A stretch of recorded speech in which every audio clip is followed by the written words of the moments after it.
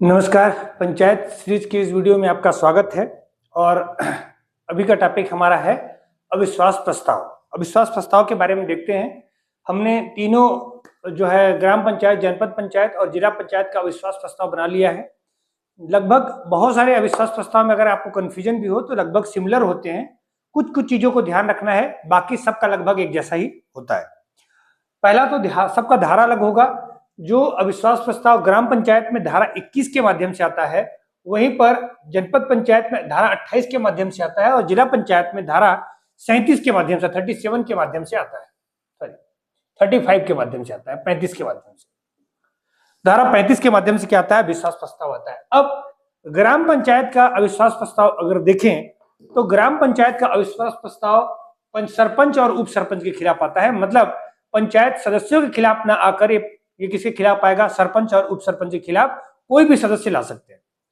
दूसरा, सरपंच और कब ये लाया जाएगा शिकायत, ये कब अविश्वास प्रस्ताव लाया जाएगा?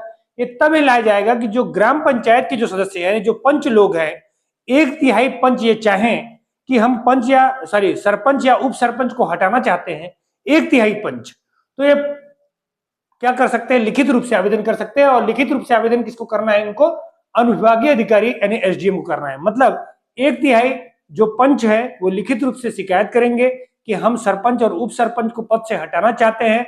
तो इसके लिए आवेदन किसको देना होगा? उनको अनुविभागीय अधिकारी यानी एसडीएम को देना होगा। अगर मान लीजिए पंच और सरपंच दोनों पदों के लिए पद से हटाने के लिए आवेदन कर रहे हैं, तो ऐसी स्थिति में जो है दोनों के लिए अलग अलग सूचना देनी पड़ेगी, यानी दोनों के लिए अलग अलग आवेदन देना पड़ेगा। ठीक है।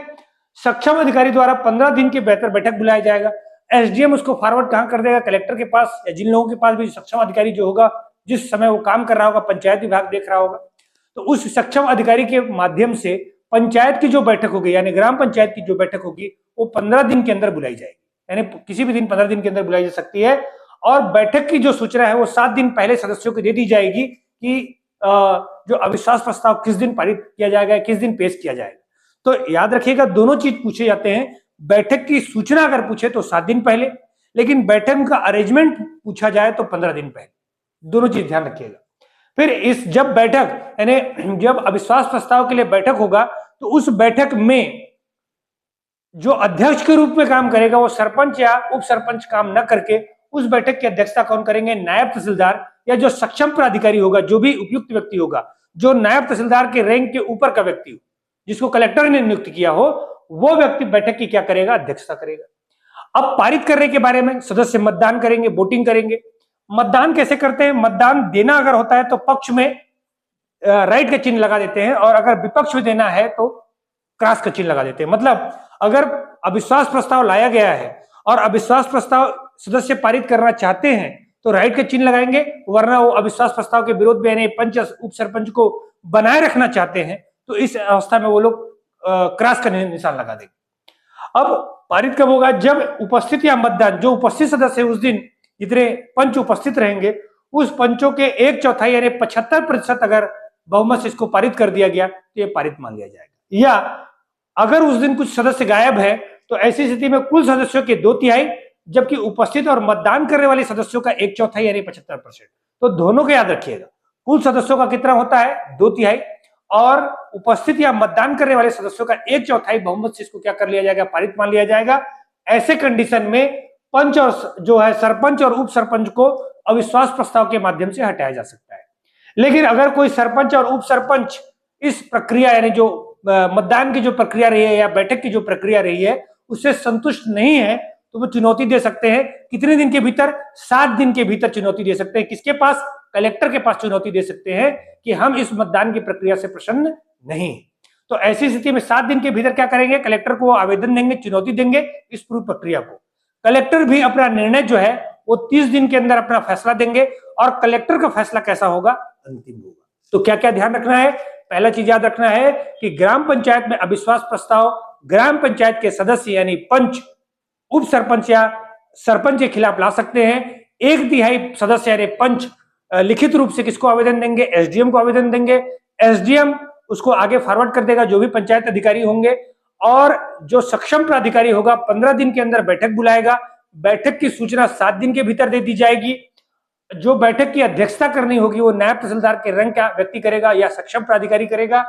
पारित कब किया जाएगा? जो उपस्थित या मतदान करने वाले हैं उनका 1/4 या 75% या जो कुल व्यक्ति हैं यानी कुल सदस्य हैं उस पंचायत में 10 से 20 सदस्य हो सकते हैं, तो कुल सदस्य जो है उनके 2/3 बहुमत से इसको पारित कर लिया जाएगा।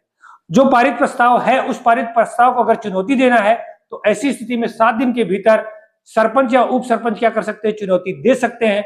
चुनौती के लिए 30 दिन के अंदर कलेक्टर उसका निर्णय लेंगे और कलेक्टर का निर्णय कैसा होगा? अंतिम होगा। ठीक है। इसके बाद अगर जनपद पंचायत के देखा जाए तो जनपद पंचायत में भी वही है, अध्यक्ष और उपाध्यक्ष के खिलाफ लेकर आते हैं धारा 28 के माध्यम से। इसमें भी जनपद पंचायत में भी 1/3 यानी जनपद सदस्य 1/3 जनपद सदस्य अगर चाहे तो जनपद अध्यक्ष और उपाध्यक्ष के खिलाफ क्या कर सकते हैं? लिखित रूप से शिकायत उपलब्ध देंगे कि हम जो जनपद उपाध्यक्ष है या जनपद अध्यक्ष है उसे पद से हटाना चाहते हैं। तो लेकिन ये आवेदन किसको देंगे? वो कलेक्टर को देंगे। ध्यान रखिएगा, यही बदलता है। क्या बदलता है? ये कलेक्टर, ये लोग आवेदन किसको दे रहे थे? एसडीएम को आवेदन दे रहे थे, लेकिन यहां पर ये आवेदन किसको दे रहे हैं? कलेक्टर को आवेदन दे रहे हैं। कलेक्टर 15 दिन के भीतर क्या करेगा? बैठक बुलाएगा और बैठक की जो सूचना होगी 7 दिन के भीतर दी जाएगी, जैसे वहां दिया जाता था। इसकी अध्यक्षता कौन करता है? डिप्टी कलेक्टर या सक्षम प्राधिकारी करते हैं। इसको ध्यान रखना है क्योंकि इसकी अध्यक्षता कौन करते थे? नायब तहसीलदार करते थे। इसकी अध्यक्षता कौन करते हैं? डिप्टी कलेक्टर या जो सक्षम प्राधिकारी होगा वो। पारित कब होगा? पारित वैसे ही होगा, या तो जो 1/4 सदस्य है वो पारित कर ले या 75% सदस्य पारित कर ले, मतदान या उपस्थित सदस्यों का। कुल सदस्यों को अगर पूछता है तो 2/3 बहुमत से। अब जो अगर चुनौती देना चाहते हैं तो ये चुनौती देते थे किसको? कलेक्टर को चुनौती देते थे, लेकिन यहां पर अगर ये चुनौती देना चाहते हैं जनपद पंचायत वाले तो चुनौती देंगे पंचायत, जो संचालक पंचायत होंगे जिला, उनको ये क्या कर देंगे? वो चुनौती देंगे। कितने दिन के भीतर? 10 दिन के भीतर। ये लोग चुनौती देते थे कितने दिन के भीतर? 7 दिन के भीतर। और ये चुनौती दे रहे कितने दिन के भीतर? 10 दिन के भीतर। फैसला यहां पर भी कितने दिन में आएगा? 30 दिन में आएगा। जो फैसला क्या माना जाएगा? अंतिम माना जाएगा। मतलब जनपद पंचायत के बारे में अगर पूछा जाए तो जनपद पंचायत का जो अविश्वास प्रस्ताव आता है धारा 28 के माध्यम से आता है। जो सदस्य जनपद सदस्य हैं वो 1/3 सदस्य अगर लिखित रूप से शिकायत करें तो अध्यक्ष और उपाध्यक्ष के खिलाफ अविश्वास प्रस्ताव लाया जा सकता है। इसके लिए उनको 1/3 सदस्यों को लिखित रूप से सूचना देनी होती है। किसको? कलेक्टर को। कलेक्टर 15 दिन के अंदर बैठक बुलाते हैं। इसकी सूचना 7 दिन के भीतर दी जाती है और इसकी अध्यक्षता डिप्टी कलेक्टर रैंक या सक्षम प्राधिकारी जो कलेक्टर द्वारा नियुक्त होता है वो करता है। पारित कब होता है? जब 75% सदस्य इसको पारित कर दे या जो कुल सदस्य है उसके 2/3 सदस्य इसको पारित कर दे तो ये पारित मान लिया जाता है। चुनौती 10 दिन के भीतर दी जाती है और इसको किसको चुनौती देना है? संचालक पंचायत को चुनौती देना है। 30 दिन में फैसला देगा और 30 दिन में फैसला कैसा माना जाएगा? वो अंतिम माना जाएगा। जिला पंचायत में भी देखते हैं, जिला पंचायत में भी सेम प्रावधान है। जिला पंचायत में धारा 35 के माध्यम से अविश्वास प्रस्ताव आता है। यह अध्यक्ष और उपाध्यक्ष के खिलाफ लाया जा सकता है। 1/3 सदस्य लिखित रूप से शिकायत करें तो ये जिला पंचायत में ला सकते हैं, लेकिन ये किसको लिखित रूप से करते हैं? ये संचालक पंचायत को क्या करते हैं? लिखित रूप से ये शिकायत कराते हैं। ग्राम पंचायत वाले एसडीएम को, जनपद पंचायत वाले कलेक्टर को और जिला पंचायत वाले लिखित शिकायत किसको देंगे? संचालक पंचायत को। जो संचालक पंचायत होंगे वो 15 दिन के अंदर बैठक बुलाएंगे और इसकी सूचना 7 दिन के भीतर दे देंगे, लेकिन इसकी अध्यक्षता कौन करेगा? कलेक्टर या अतिरिक्त कलेक्टर करते हैं। ग्राम पंचायत में अध्यक्षता कौन करता था? नायब तहसीलदार। जबकि जनपद पंचायत में अध्यक्षता कौन करता था? Deputy collector. या जिला पंचायत में जो अध्यक्षता करता है वो कौन करता है? कलेक्टर या अतिरिक्त कलेक्टर। मतदान में सेम प्रक्रिया है। 75% अगर सदस्य इसको पारित कर देते हैं या 1/4 सदस्य पारित कर देते हैं तो पारित मान लिया जाएगा, या कुल सदस्यों का 2/3 बहुमत से इसको पारित मान लिया जाएगा। चुनौती देनी है तो 15 दिन के भीतर। ग्राम पंचायत वाले जो चुनौती दिया करते थे वो कितने दिन के भीतर देते थे? 7 दिन के भीतर चुनौती दिया करते थे। जनपद पंचायत वाले 10 दिन के भीतर चुनौती देते थे, ये 15 दिन के भीतर चुनौती देंगे। किसको चुनौती देंगे? राज्य सरकार को चुनौती देंगे। राज्य सरकार के पास आवेदन करेंगे। ग्राम पंचायत वाले कलेक्टर के पास चुनौती दिया करते थे।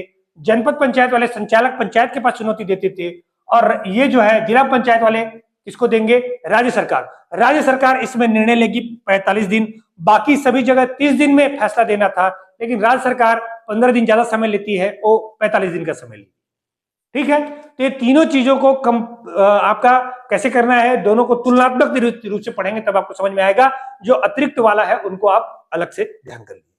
फिर जो ये सारे अविश्वास प्रस्ताव हैं, ये कब लाए जा सकते हैं, यानी कब कैसे कंडीशन में लाए जा सकते हैं। तो पहला ध्यान इनका टाइमिंग क्या है, तो पद ग्रहण तिथि के 1 वर्ष के बाद, मतलब हर पंचायत को, चाहे ग्राम पंचायत हो, चाहे जनपद पंचायत हो, चाहे जिला पंचायत हो, उसको कम से कम 1 वर्ष कार्य करने का मौका दिया जाएगा।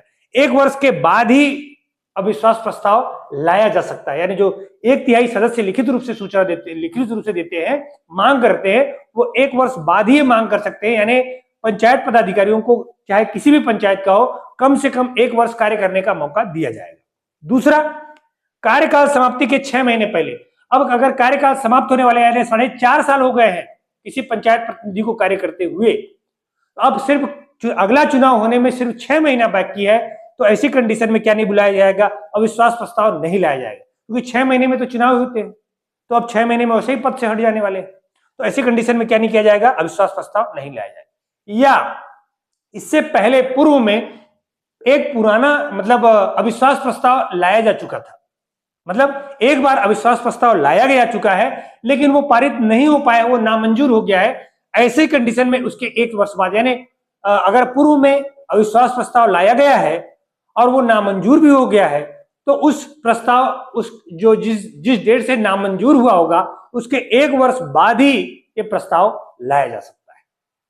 ठीक है, तो ध्यान रखना है, अविश्वास प्रस्ताव से सवाल पूछे जाते हैं, और जो अलग अलग चीजें हैं, जैसे ग्राम पंचायत का अनुविभागीय अधिकारी, इनका कलेक्टर और इस संचालक ये आवेदन करने का है, जो बैठक करते हैं वो नायब तहसीलदार, और इसमें डिप्टी कलेक्टर और इसमें कलेक्टर करते हैं। इसमें बैठक जो है, ये जो 7 दिन के अंदर भीतर क्या करनी पड़ती है, चुनौती जो है वो 7 दिन के भीतर देनी पड़ती है, जनपद पंचायत में 10 दिन के भीतर और जिला पंचायत में 15 दिन के भीतर, जबकि जनपद में और ग्राम पंचायत में जो फैसला आता है, चुनौती के ऊपर फैसला आता है, वो कितने दिन के भीतर आ जाता है, 30 दिन के भीतर आ जाता है, जबकि राज्य शासन का जो फैसला होता है वो 45 दिन के भीतर आ जाता है। इन सारी चीजों को क्या करना है, आपको याद रखना है। ठीक है, तो आज के लिए इतना ही, बहुत बहुत धन्यवाद।